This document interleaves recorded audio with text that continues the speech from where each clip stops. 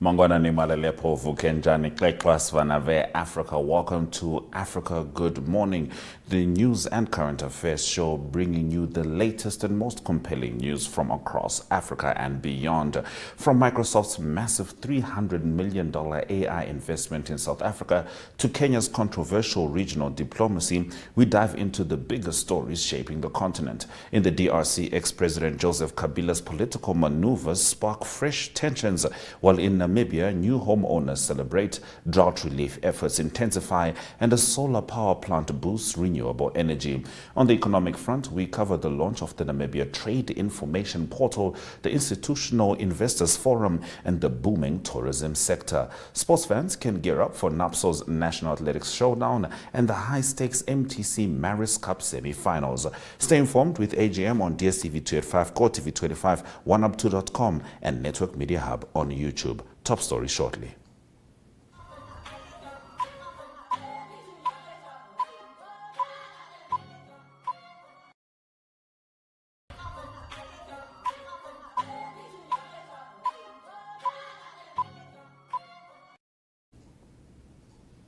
Microsoft will invest an additional 5.4 billion rand, roughly $296.81 million, in artificial intelligence infrastructure in South Africa, Microsoft Vice Chair and President Brad Smith said. Smith also said at an event in Johannesburg that the world's biggest software maker would pay for technical certification exams for 50,000 individuals in high-demand digital skills. The certification will be for cloud architecture, AI, and cybersecurity, he added. Microsoft has already spent 20.4 billion rand to set up South Africa's first enterprise-grade data centers in Johannesburg and Cape Town. The country has become a major hub for data centers to handle the high computational demands of AI as companies seek to integrate the technology into various products and services. Microsoft plans to invest about $80 billion globally in fiscal 2025 on developing data centers to train AI models and deploy AI and cloud-based applications.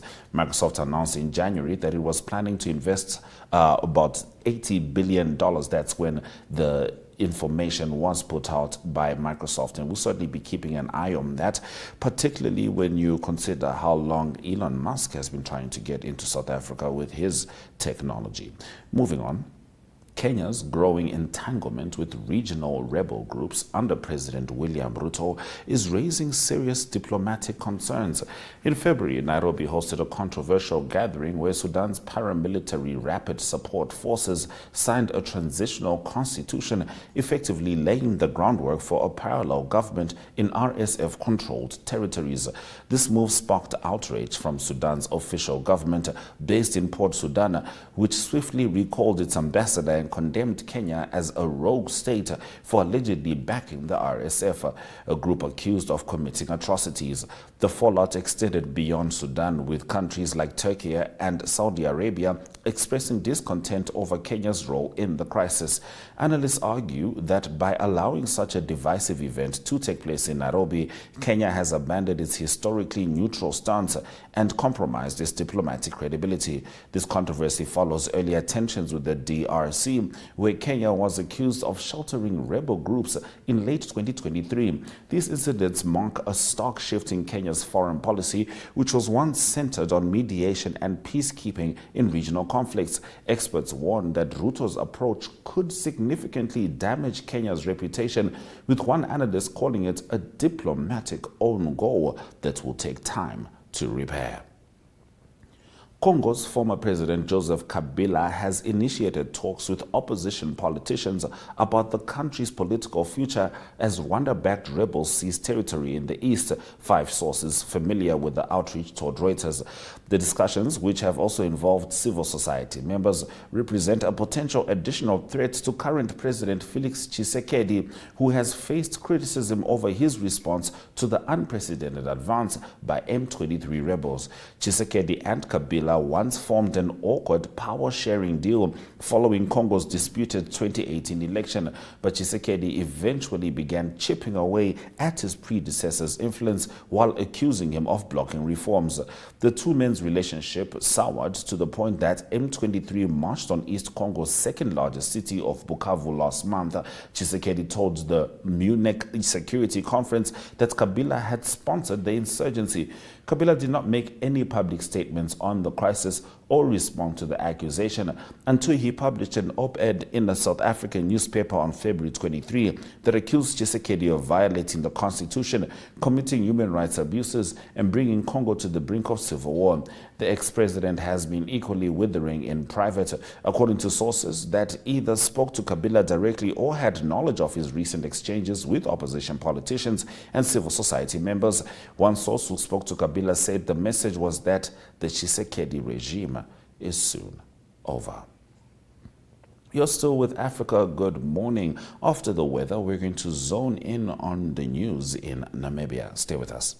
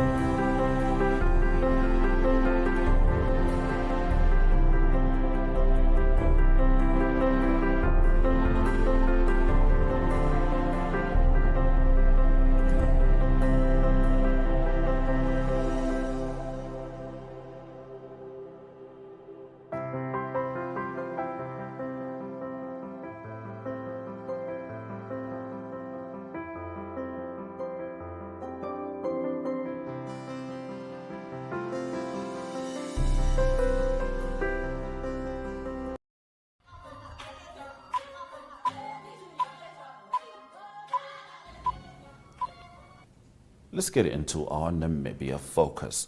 The recipients of 64 houses in Ondangwa on Thursday, handed over by the National Housing Enterprise, beamed with joy and excitement, stating that the move is one of restoring their dignity. One of the receivers, speaking on behalf of the beneficiaries, Inspector Lucia Hayter of the Namibian Police, based at Ruben Danger Shipala, expressed gratitude to the enterprise and the Namibian government, saying improving the livelihoods of Namibians is commendable. Tuyemo Haidula reports. Represented by the Minister of Urban and Rural Development, we extend our deep appreciation for your commitment addressing the housing needs of our people. Your effort and dedication in supporting the initiatives that uplift the lives of ordinary citizens do not go unnoticed. Improving the lives of the livelihood of the Namibian is truly commendable. The National Housing Enterprise has constantly demonstrated a dedication of professionalism and integrity in making the journey smooth, transparent, and enjoyable for their clients. As they do not just sell houses, but they create opportunity for people to start new chapters in their lives. They have proven that they care about people as much as they care about business. In conclusion, I want to remind everyone that this is more just about housing. It's about hope, dignity, and a bright future. Let's continue working together to build Namibia, where every citizen has a place to call home. Let us all take a moment to recognize and celebrate the incredible work of the National Housing Enterprise. Thank you, and may God bless you all.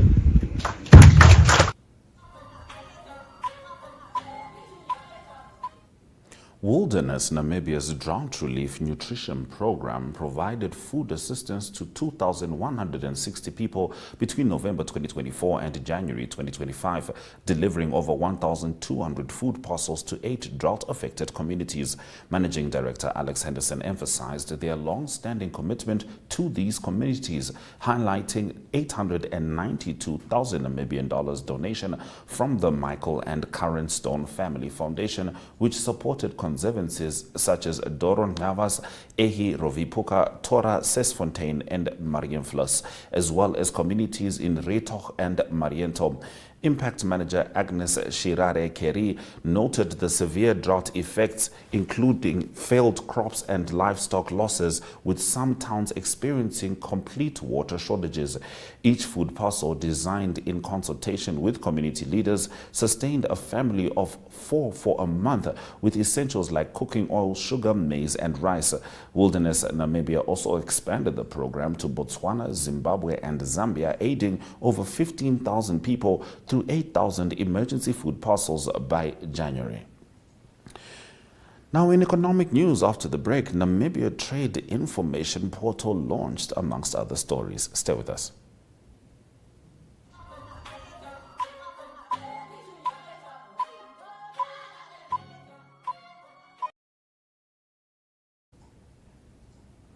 With the support from the EU, the Ministry of Trade and Industrialization launched the Namibia Trade Information Portal, aiming to streamline business operations by providing essential trade data, reducing compliance delays, and enhancing efficiency. Deputy Minister Verna Sinimbo introduced the platform, highlighting its potential to lower costs and improve market access for small businesses.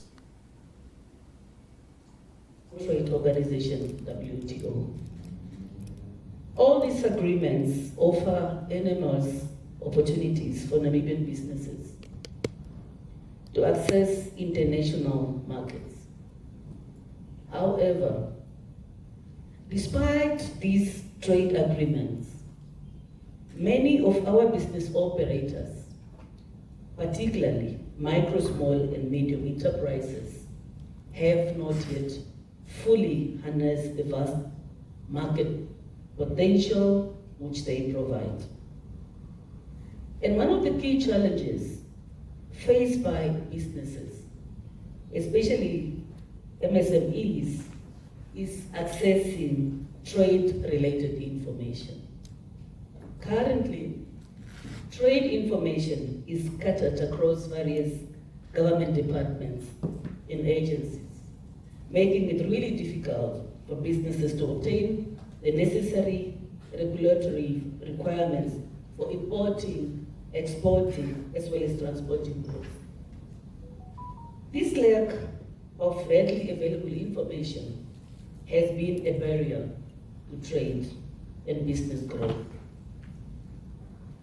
Director of Proceedings, ladies and gentlemen, in recognition of these challenges and in line with Namibia's obligations under the WTO, AFCFTA, EPA, SADC, SACU, we have taken a decisive step forward. Today, we are all gathered here, proudly to introduce the Namibia Trade Information Portal, a single platform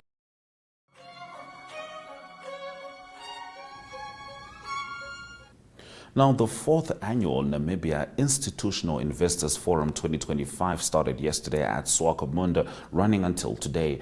The event brings together key players in finance, pension funds, and asset management to discuss investment strategies for Namibia and Africa. Speaking at the opening, CEO of MN Capital Group, Michael Ndinisa, who realized the event, made it clear that this forum is not just about knowledge and complex discussions. Irongo Talk reports.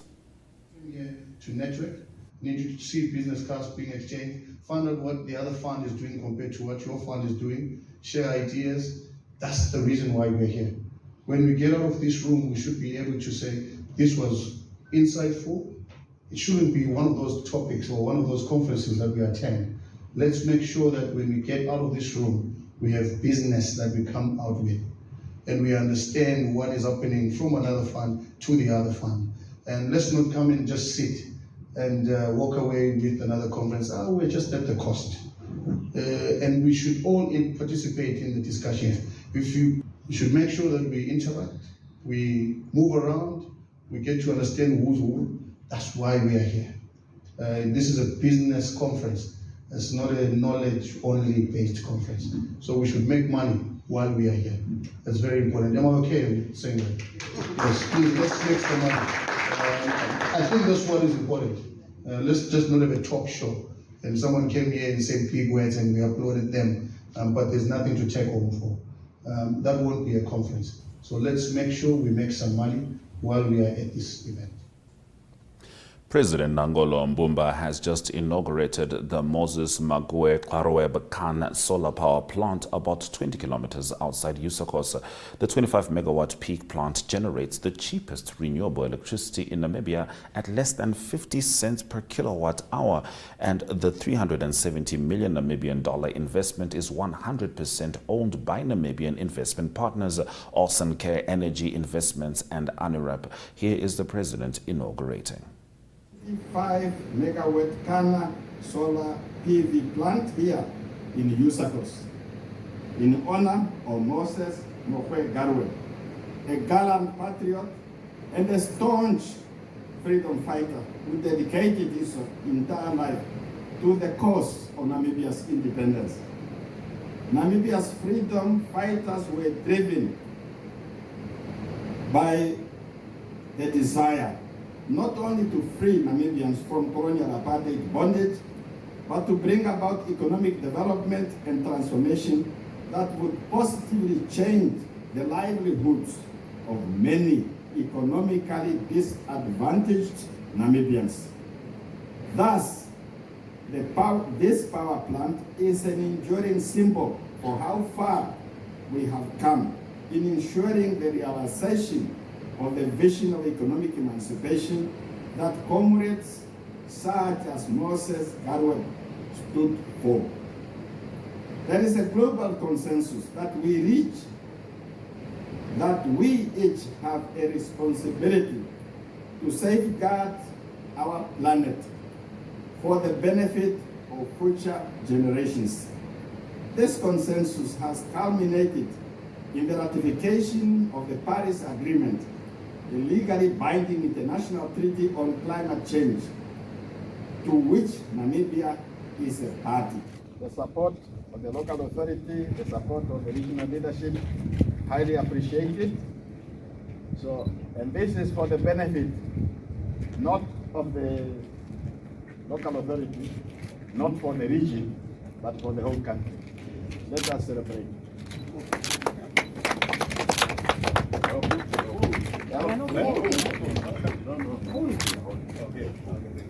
Yeah. Come and read what it says. Moses Magwe Garwe solar plant.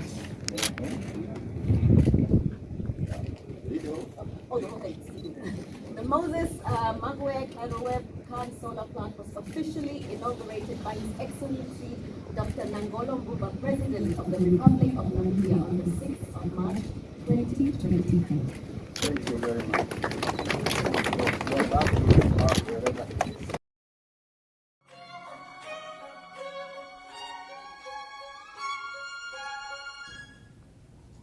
Namibia's Tourism Minister Pohamba Shifeta, speaking at the ministry's annual strategic planning workshop at Oshojo-Ndupa Regional Council in Oshoarongo, highlighted the growth of Namibia's tourism sector, including cruise ship tourism, as a result of efforts to create a business-friendly environment.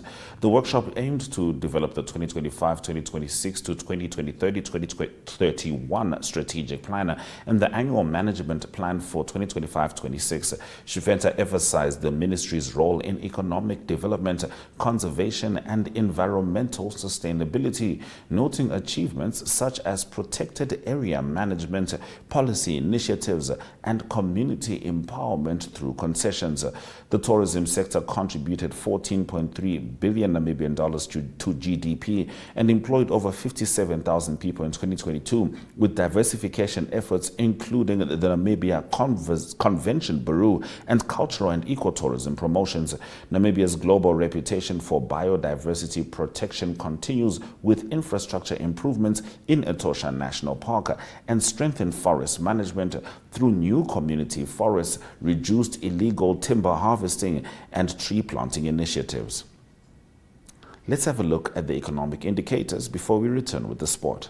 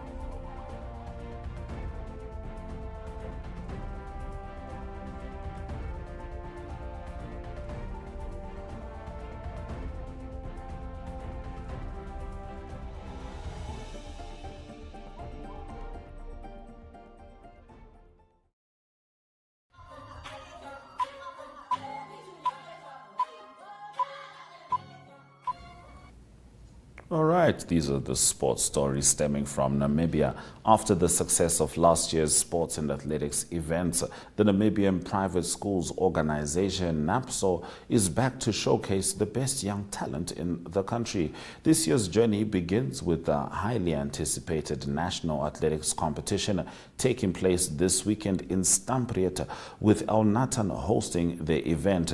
Athletes from various NAPSO-affiliated schools will compete in different track and field events, with the top performers earning a spot to represent NAPSO in South Africa.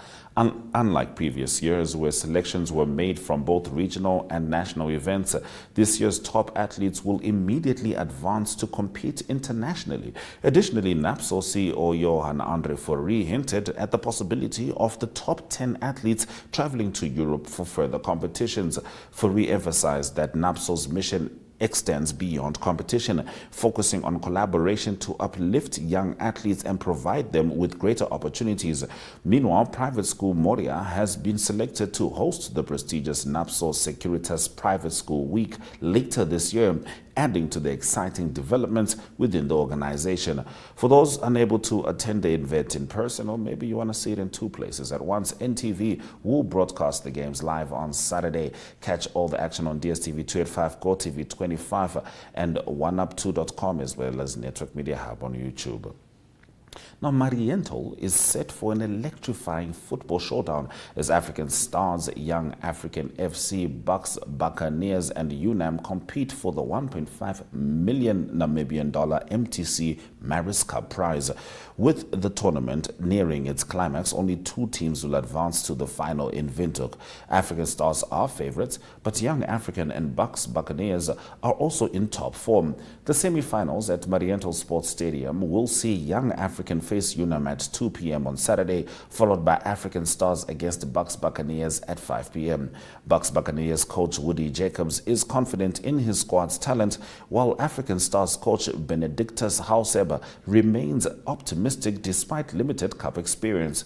Bucks Buccaneers reached the semis after a dramatic 1-0 win over KK Palace. African Stars edged mighty Gunners 1-0, and Young African secured their spot with a 1-0 victory over Ongos FC. Those have been our sports stories and essentially all the stories from this broadcast. We're going to take a quick break before we return to say goodbye.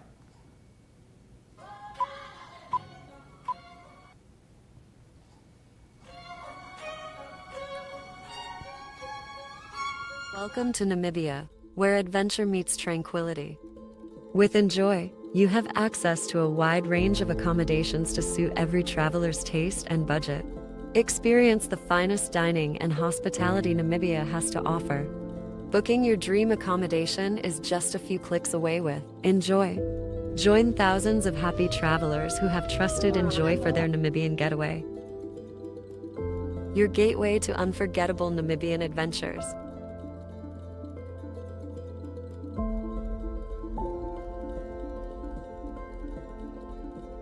Visit us today at enjoy.my.na.